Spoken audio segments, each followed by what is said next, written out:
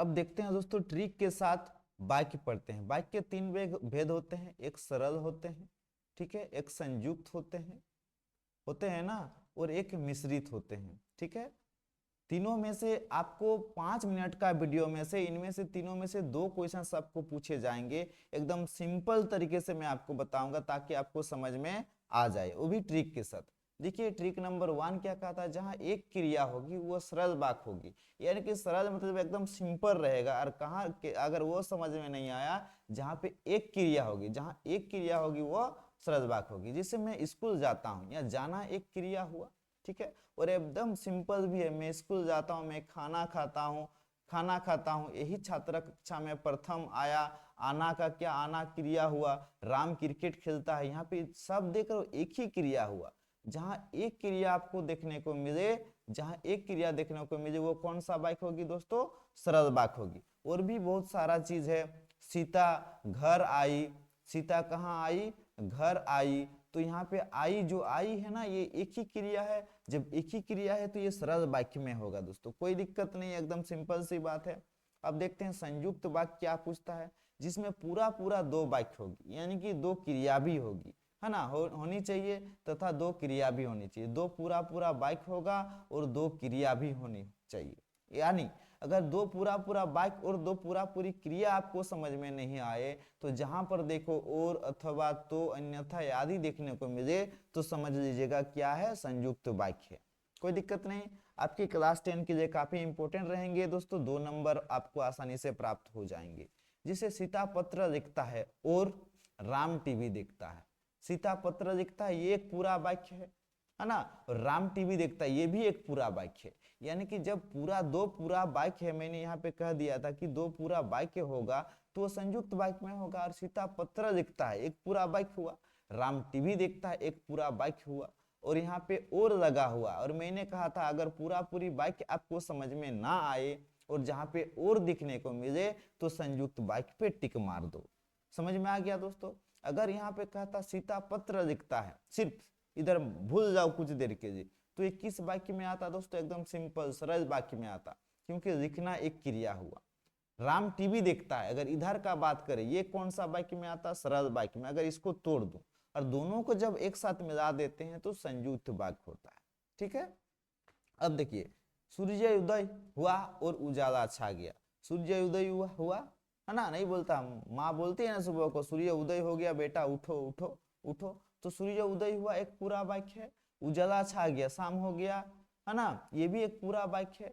तो यहाँ पे क्या और भी लगा हुआ है, जिसके कारण ये संयुक्त वाक्य के अंतर्गत आएंगे। अगर वाक्य और क्रिया में समझ में नहीं आ रहा, तो और को तो समझ में आता ही है ना भाई, है ना। यहाँ भी और है, यानी कि अगर मैं इधर नहीं भी पढ़ूं तो जहां और है तो संयुक्त वाक्य के अंतर्गत आएंगे।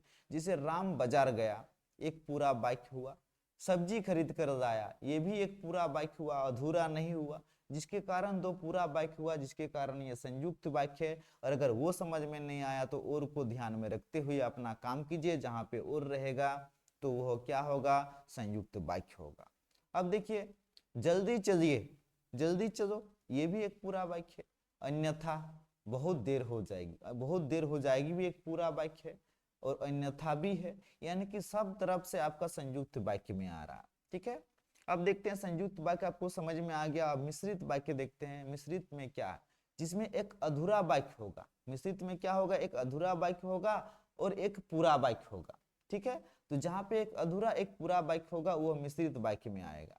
अगर वो समझ में नहीं आए, तो जहां पे यदि, अगर, मगर, चूंकि, की, जो से शुरू होने वाले शब्द इधर उधर, ये मिश्रित वाक्य में आया। या ज में कौन कौन सा आएगा, ज में जब आएगा, जिसको आएगा, जिसने आएगा, जिससे आएगा, आदि। जिसे मैं कुछ क्वेश्चन यहाँ पे दिया हूं, ठीक है। मुझे बताया गया आज स्कूल छुट्टी है। क्या बताया गया, मुझे बताया गया कि आज स्कूल छुट्टी है। ये कौन कौन सा क्रिया में आएंगे, ये क्वेश्चंस में, ये तीनों क्वेश्चंस में आपके लिए छोड़ रहा हूं, ठीक है। लेकिन पूछा हुआ क्वेश्चंस जो नीचे दिए गए हैं वो मैं आपको बताऊंगा, ठीक है। जैसे रचना, क्वेश्चन नंबर 1 क्या कहा था, क्वेश्चन नंबर 1, रचना के आधार पर वाक्य कितने कितने भेद होते हैं। तो मैंने बताया दोस्तों, वाक्य के 3 भेद होते हैं रचना के आधार पर। एक सरल होंगे, है ना, एक सरल होंगे, एक संयुक्त होंगे, ठीक है, और एक क्या होंगे दोस्तों, एक मिश्रित होंगे। होंगे ना, तो कितने बाइक हुआ, 1 2 3, तो ऑप्शन नंबर इसमें 3 सही है।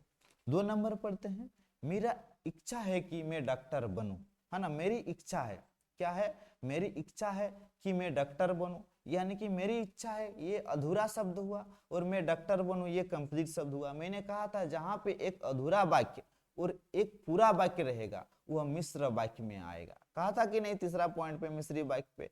तो यह मेरी इच्छा है, क्या इच्छा है, डॉक्टर बनेगा, मास्टर बनेगा, चोर बनेगा, डकैती बनेगा, तो ये अधूरा वाक्य हुआ ना भाई। और यहाँ पे पूरा वाक्य कर दे रहा मैं डॉक्टर बनूं, तो वो कौन सा वाक्य में आएगा, मिश्रित वाक्य में आएगा। कोई दिक्कत नहीं दोस्तों। यहाँ पे 3 नंबर देखते हैं, परिश्रमी लड़के परीक्षा में सफल होते हैं। परिश्रमी जो लड़के होते हैं वो परीक्षा में सफल होते हैं, यानी कि होना, यानी कि एक क्रिया हुआ जिसके कारण से ये सरल वाक्य में होगा। 4 नंबर देखते हैं, जब वर्षा होती है तब मोर नाचने लगते हैं, है ना, जब वर्षा होती है तब क्या करने लगते हैं, मोर नाचने लगते हैं, यानी कि ये भी मिश्र वाक्य में आएगा, यानी कि जब तब, है ना, अगर रहेगा तो वो किस में रहेगा, मिश्र वाक्य में रहेगा। यानी कि जो मैंने वहां पे कहा था ना, लिख दिया था, ऊपर देख लोगे, जो, जब, जिसको, जिसे अगर रहेगा तब रहेगा तो वह मिश्र वाक्य में आएगा। ठीक है, अब देखिए, साधु ने आशीर्वाद दिया, साधु ने क्या दिया, आशीर्वाद दिया, और गायब हो गया। दोनों पूरा पूरी कंप्लीटली पूरा वाक्य है, और यहाँ पे और भी दिया हुआ है जिसके कारण से ये संयुक्त वाक्य है, यानी कि जहां पे और दिखे वो संयुक्त वाक्य है। माता पिता चाहते हैं कि, है ना, माता पिता चाहते हैं कि उनके बच्चे मेहनती हो, है ना, मेहनती हो, यानी कि दिया हुआ है, जहां पे की रहेगा दोस्तों वो कौन सा वाक्य होगा, मिश्र वाक्य होगा, यानी मिश्रित वाक्य होगा, है ना।